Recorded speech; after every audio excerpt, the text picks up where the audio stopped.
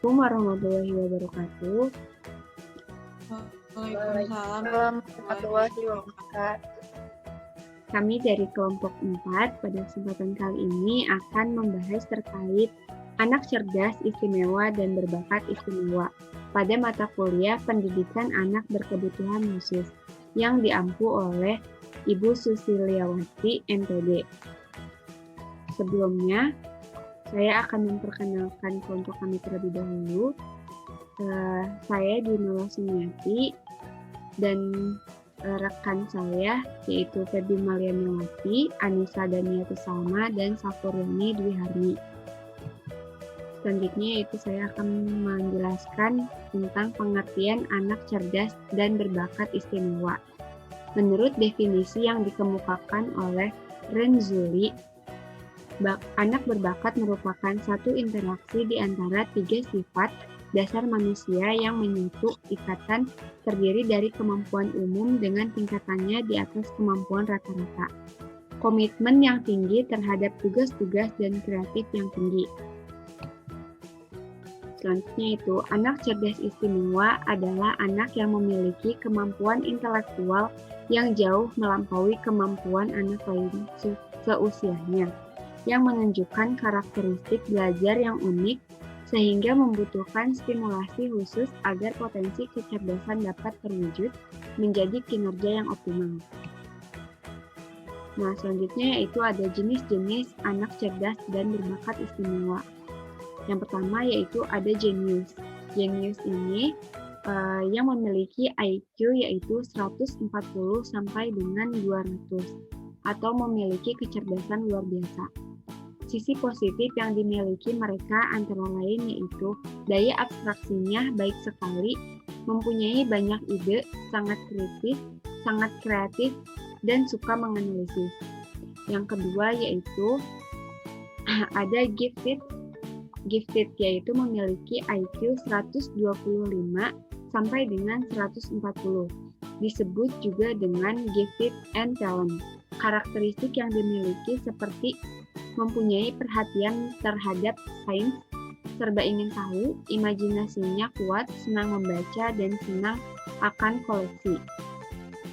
Yang selanjutnya yaitu ada superior, yang memiliki IQ antara 110 sampai dengan 125. Prestasi belajarnya cukup tinggi, karakteristiknya seperti dapat berbicara lebih dini, dapat membaca lebih awal, dapat mengerjakan pekerjaan sekolah dengan mudah, dan dapat perhatian dari teman-temannya.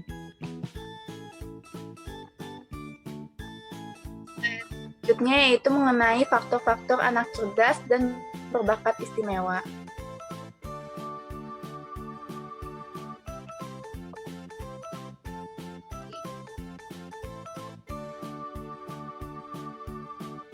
Yang pertama yaitu ada faktor genetik dan biologis lainnya. Penelitian dalam genetika perilaku menyatakan bahwa setiap jenis dari perkembangan perilaku dipengaruhi secara signifikan melalui gen atau keturunan. Walaupun pengaruh genetika dalam perkembangan kemampuan unggul tidak dapat dielakkan, pengaruh biologi ini tidak lebih penting daripada pengaruh lingkungan di mana anak diasuh. Faktor biologik belum bersifat genetik. Yang mempunyai andil dalam inteligensi adalah faktor gizi dan neurologik. Kekurangan nutrisi pada masa kecil dan gangguan neurologik yang terjadi dapat menyebabkan keterbelakangan mental, begitupun sebaliknya.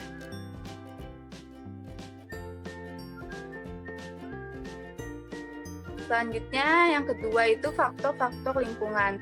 Yang pertama ada seorang dari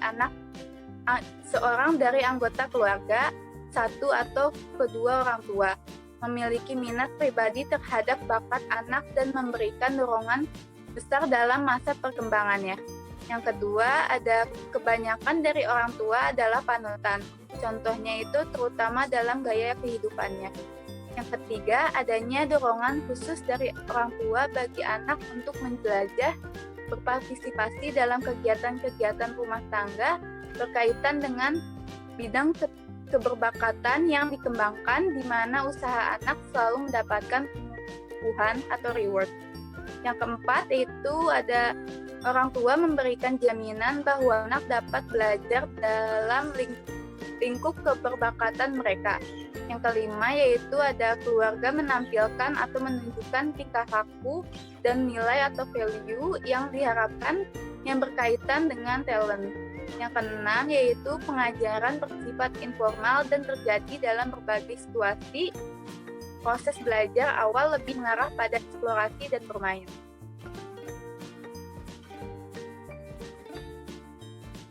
Yang selanjutnya yaitu ada model pembelajaran anak cerdas dan berbakat istimewa. Yang pertama yaitu ada acceleration, yaitu percepatan atau dipromosikan untuk naik kelas lebih awal dari biasanya. Yang kedua yaitu ada segregation, yaitu dikelompokkan ke dalam satu kelompok khusus. Yang ketiga yaitu ada enrichment, yaitu berupa pengayaan atau mendapatkan pembelajaran tambahan.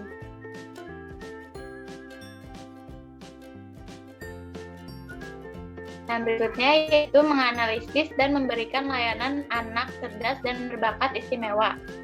Siswa CIBI atau cerdas istimewa dan berbakat istimewa yang sering dikenal sebagai siswa gifted tergolong siswa yang memiliki kebutuhan khusus. Siswa CIBI membutuhkan perlakuan dan penanganan khusus dalam dunia pendidikan.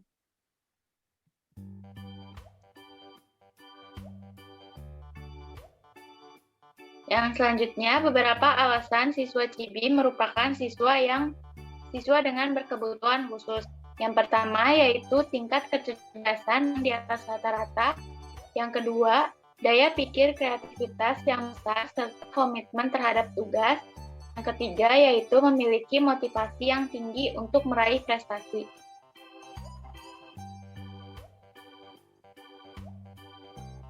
Selanjutnya ada ciri-ciri kepribadian siswa CIBI. Yang pertama, memiliki rasa ingin tahu yang tinggi. Yang kedua, menyukai tantangan. Yang ketiga, tidak mudah puas serta ulet dalam berusaha.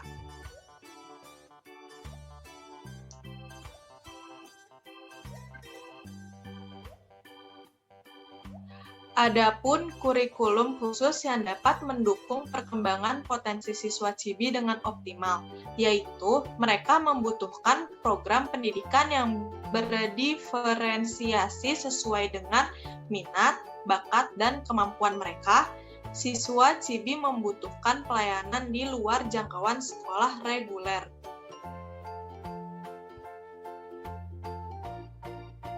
Sekian presentasi dari kelompok kami, kurang lebihnya mohon maaf. Wassalamualaikum warahmatullahi wabarakatuh. Waalaikumsalam warahmatullahi wabarakatuh. Indonesia tanah airku, tanah tumpah darahmu. Di sanalah aku berdiri, jadilah untukku.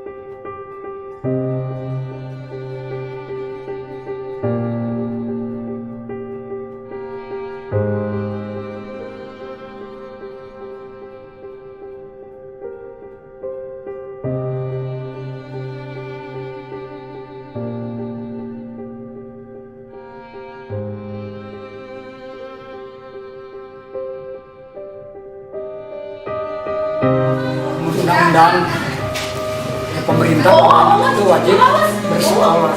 Sehingga saya udah menjelang mau pensiun ya. Juga kalau umuran, saya ingin mengabdikan diri lah. Jadi bukan saya di sekolah yang lain, tapi berbagi pengalaman di kampung saya sendiri. Karena banyak anak luar biasa di sini, sehingga saya merasa aduh ini kasihan mau dikemanakan anak-anak ini di daerah kampung Cisepang. Nah, mulai berdiri itu tahun 2012, waktu itu bulan September ya, akhir September saya mengajukan ke notaris.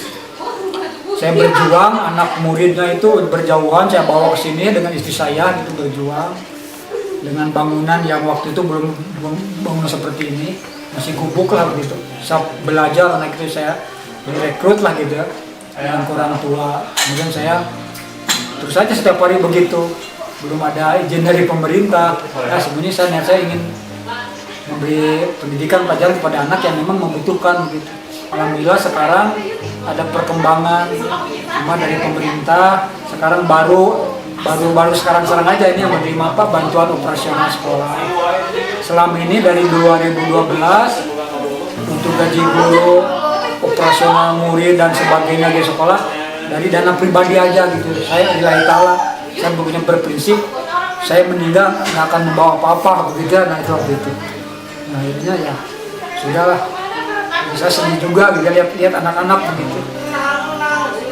Hanya mungkin Allah mengizinkan terwujudlah begitu. Sumbangan alhamdulillah gitu sudah. Saya waktu itu merasa apa? Merasa sedih gitu ya melihat anak-anak banyak yang tidak mampu gitu. Saya sedih. Saya juga berjuang oleh pemerintah ya. Untuk apa gitu? Kalau tidak diberikan dengan pengabdian saya, udah sedih saya.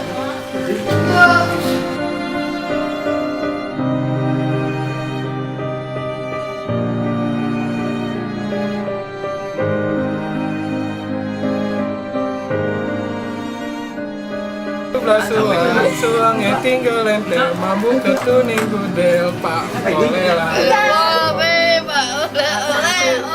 Aisyah